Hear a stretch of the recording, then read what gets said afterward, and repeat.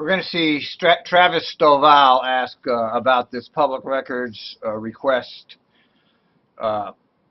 information, and he asks a decent question for somebody who's not really familiar with any of it. You can see he's never done it. I myself am quite familiar with it, having made quite a few public records requests myself, and I regularly look through the TriMet public requests log. But TriMet does have a very useful public records request log, which, to their credit, is kind of a transparency issue. I'll give them credit when credit is due.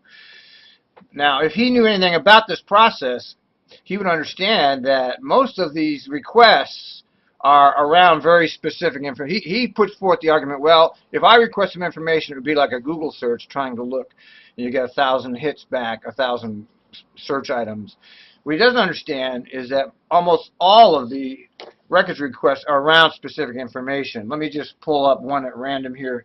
Here's one, actually, this one, KPTV. Now, I remember this incident because I tweeted it when it came over the scanner. Now, it says status, requested records exempt from disclosure. So I guess TriMet doesn't have to give them the records for some reason or not. But here's what the records request is. Requesting video of any of the following incident.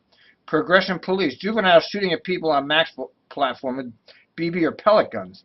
Then they got on the train, 3 or 4 kids, possibly as young as 7, were shooting. I remember when that came over the scanner.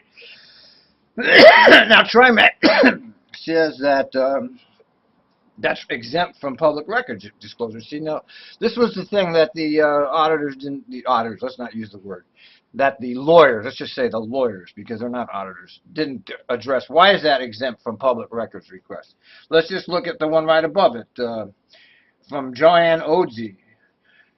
TriMet red line, we would like to request incident report 7429 claim. Oh, she's got all the claim numbers. I mean, almost all of these record request reports are about very specific incidents. It's not about some general, oh, I want to know all about some generalized scheduling conflicts of the 27 and 21 bus.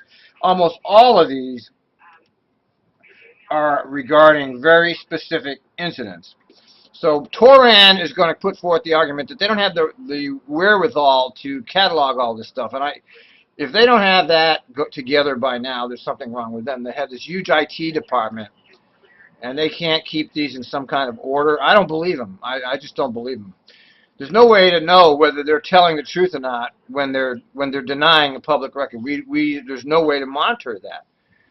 They told Joe Rose there was no public records on the Yellow Line crash. Well, there was, because the film, which wound its way through me, was there. They lied to him about that. Understand the context of what we're dealing with here in regards to kind of the search. You know, if I were to imagine that the thousands and thousands of documents that we produce in a year of all types of information, I'm assuming, and both Scott and Josh can correct me if I'm off base, but I'm assuming that it's similar to maybe doing a Google search and getting, you know, if I were to Google search cats, I would probably get 1 million hits. And same if I were to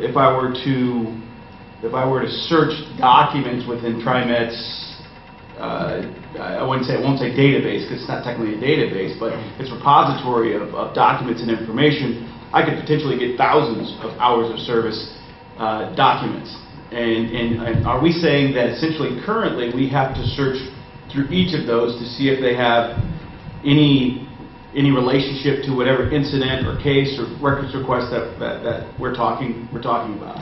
Correct. Our ability to search is not sophisticated enough to weed out or predict which records may not be responsive. And modern software will allow that predictive coding to take place.